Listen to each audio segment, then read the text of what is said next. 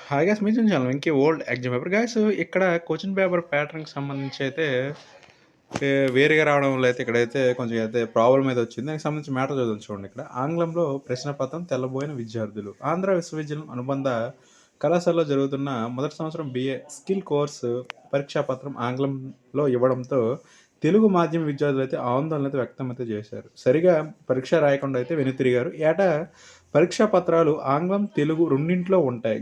ఈ ఏడాది జనవరి 23న బిఏ మూడో సెమిస్టర్ పరీక్షా పత్రం కూడా అదే విధంగా ఆంగ్లం తెలుగు భాషలో ఇచ్చారు. అయితే శుక్రవారం ప్రారంభమయ్యే బిఏ మొదటి సంవత్సరం స్కిల్ కోర్సుకు సంబంధించి మొదటి సెమిస్టర్ కేవలం ఆంగ్లంలోనే ఇవ్వడంతో పరీక్షా కేంద్రంలో విద్యార్థులు కంగుతిన్నారు.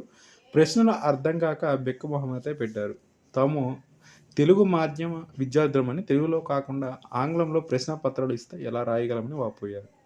తమకు తరగతులు కూడా తెలుగు మాధ్యమంలోనే జరిగాయన్నారు. పరీక్ష జవాబులు కూడా ఆంగ్లంలోనే రాయాలని చెప్పారన్నారు.